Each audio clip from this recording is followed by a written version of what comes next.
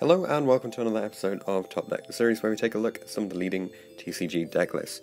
This time we have James Woodward's 5th place deck list from the recent Wallasey regional, and he was playing True Draco.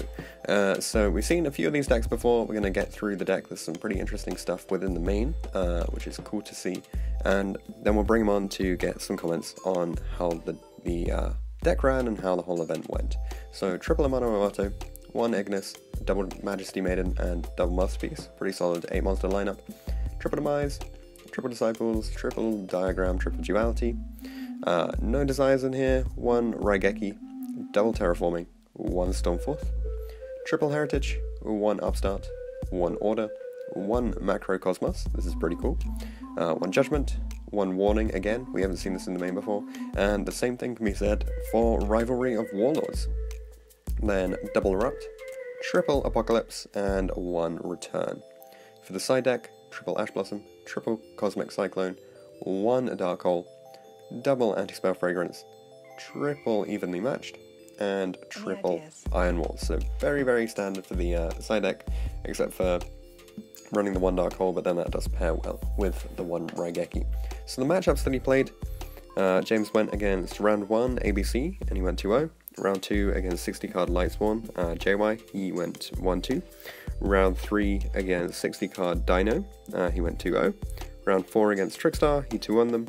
Round 5 against Draco, he 2-0'd them. And round 6 against a different 60 card Lightsworn, he went 2-0. So that's it for the rounds. Let's bring on James to have a chat about the deck. Hi James, how are you doing? Yeah, I'm all good. Great, congratulations on getting 5th place at the regional from, I think this is from yesterday, right? Yeah, it was Wirral yesterday. Yeah, and you took True Draco, so good to see. We've had a lot of True Draco on the channel recently because it's a very solid deck, has a lot of good matchups at the moment. So I've gone through the deck list and the matchups. What I'll do is I'll just run through anything that seems like a little bit out of the ordinary compared to what we've seen most of the time. And then if there's anything else that you want to mention, then just feel free to jump in at any point. And then we can discuss any other things that you want to talk about to do with the deck, if that's all okay with you. Yeah, that's absolutely fine. Cool. So first thing, you ran 9 monsters. We've seen most of the decks we've seen run 8 monsters. There's one that's actually gone up that's got 7. So 9. Did that ever become an issue, drawing too many monsters, or do you think it wouldn't really make any difference having that extra 1 monster in the deck? Well, my idea behind it was because I'm not playing Desires, I needed a way to sort of have the more monsters, so it was just a bit more consistent. But then playing against JY in round 2, I actually drew, I think it was 5 monsters out of the 9 in my opening hand. Yeah. So it was a bit, that becomes a bit of an issue. Yeah, you definitely want to see something with the monsters, but you do need to see at least 1 monster every game, right? Oh yeah, definitely. I mean, it wasn't really an issue from any of the matchups. It was just game 3 opening, double Masterpiece Maiden. I think it was double Masterpiece Maiden, Demise, Ash Blossom, and then the 6th card was another Maiden. So it's just like, alright, okay, cool, I just lose. Yeah, that's a bit rough. But yeah, I think Alfie ran 9 last time I went with his deck, so it as you said, it only came up in 1 game where it was an issue, so it really shouldn't be that much of a problem. Then yeah, you said you didn't run Desires. Is there a reason for that? Could you not find the space, or could you not get access to them? My main reasoning behind it was I was expecting a lot of True Draco, and in the matchup you don't really want a Desires, you want to be using your Disciples and Heritage more. So if you run the Desires, you basically put yourself 10 cards away from your opponent, and it turns into a bit of a grind usually. So I just wanted to keep it better for that matchup. I know that kind of conflicts with the Rivalry in the main, but I was also assuming there'd be some 60 cards as well, and I know Rivalry can just shut that down pretty easily. Yeah, it's pretty strong in that sort of matchup. Okay. And then you main decked Raigeki. Were you expecting, as you said, True Draco, you expected, is that to deal with, their Masterpiece if they tribute Trap and Monster sort of thing? Yeah, that was the main thing. It was the Stormforth and the Raigeki was for Masterpieces, and then obviously if I'm going second against Pendulum, having the Raigeki in for game 1 would be quite advantageous, I think. Yeah, definitely being able to like at least bait something, even if you're not wiping the board with it. So Yeah. that's pretty solid. And then also terraforming, was it you couldn't find the space for the third one? Or It sounds like a really stupid sort of like excuse, but I never seem to have an issue getting to my diagrams. I've always found that 2's like fine for me, and especially like again with no desires, you don't have the risk of sort of like banishing, you know, the extra copies or whatever. So okay, yeah, that's fair enough. Start's good. Order, did Imperial Order ever clash with the deck? You have a lot of spells, but then I think we've had an argument previously that because you have so much draw power, you tend to be able to get to a monster faster. yeah, the orders, unless it was like a very, very like tight situation or like a clutch situation, you can just sit on it and then just be like, right, okay, if I've already got the monster in hand, then you can just flip it, stop the spells for their turn, tribute over it, and then carry on playing. Or you can literally just put your masterpiece out and just be like, right, okay, it's trap and monster immune, now you can't use spells, and I just win. Yeah.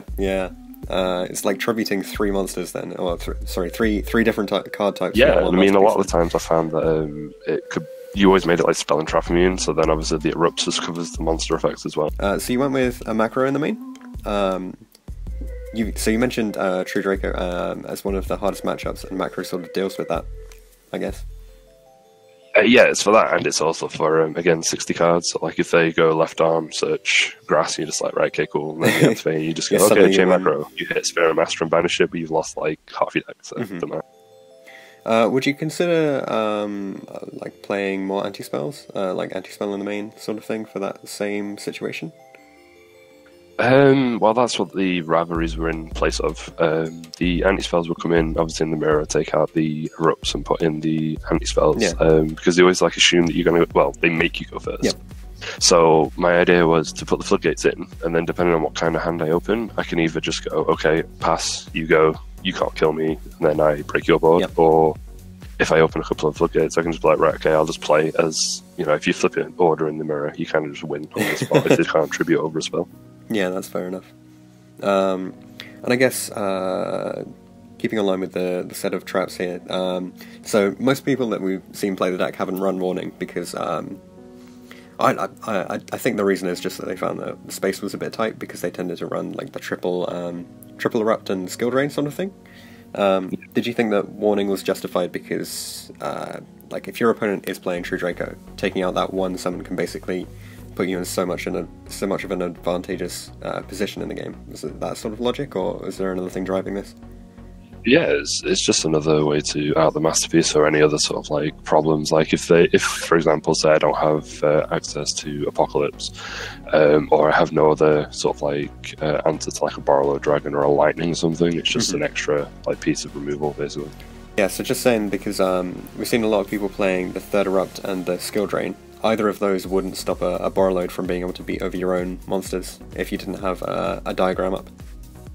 Yeah, and again, I found that like I was testing the other week with a triple Erupt and Skill Drain without like the rivalries. I think I was playing like 13, 14 continuous traps, and I feel like a lot of the time they just sort of like when you draw it in multiples, it's just bad. Like you can pop it off and you can tribute it off, but I'd much rather that be the True Draco trap or the True Draco spell, because then obviously you can get a heritage and then draw to replace it. And also, you want it to be useful before you you want it to be useful even if you can't tribute it, right? Yeah, exactly. And then you ran the triple Apocalypse, which is some pretty nice interactions for stopping you being OTK'd, but you didn't play Return. Do you think Return's not good enough? Like it doesn't... Oh, that's actually a mistake then. Oh, is that meant to be in the deck? There should be a Return in the list. I've obviously just given you the wrong thing. I think... Okay. It'll be actually in place of the third maiden, so I think I actually was playing 8 monsters. Sorry about that. That is definitely a mistake. Right. I'll just throw it in now and save that. That's fine. So yeah, I imagine Return was fine then, because it's the additional. Return's great. Yeah, and I also found that a lot of the times that I was like, say for example, I've already used a diagram, done my heritage draw, and I've still got a diagram in hand. Like after before I resolve the demise, like just getting the return. So it's, if anything goes wrong, you can just bring it back, and obviously next turn you can sort of like pop it off with diagram, search like a heritage, and then bring it back, and then you still have the monster trap, and then you have a spell. Yeah, so you have a lot of interaction in that. Yeah, that's really weird. I don't understand how I forgot that. It's fine. It's in now. That's all that matters. Right, okay, it's good. It's a good deck now. Yeah. For the side deck, lots of this stuff is fairly standard. The one Dark Hole, I guess, you want the additional way to push through boards for when you're going second. Anything else to be said about the Dark Hole? Yeah, that was all. Yeah, that was it. And to be fair, I built this like the night before with the side deck in mind. Anyway, yeah. That could have probably just been a third anti-spell, to be honest, because every time I put the Dark Hole in, I was struggling to take an extra card out, and the Dark Hole would just come straight back out, unless it was like okay. certain matchups. I don't know what. Really. Yeah, we've seen it so we had a Gemini FTK guy come on the other day playing one Dark Hole and decided no Regeki, but that was like, oh, I can clear my extra monster zone. But I guess you're never going to be in a situation where you need to do something like that. Yeah. So with the side deck, was there anything that performed extremely well or underperformed for you at the event? Well, it was a weird event because I was going in expecting a load of Draco and a couple of probably Pendulum players and 60 cards. I played 360 cards, 1 Draco, 1 Trickstar, and what was the other one? I can't remember it. Let me just ABC, that was the one.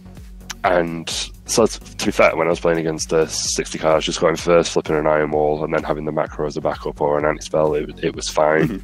I barely really got to go, I didn't actually resolve evenly matched all day. Oh, okay. So, yeah. I mean, obviously card's good, but in that scenario it wasn't that great.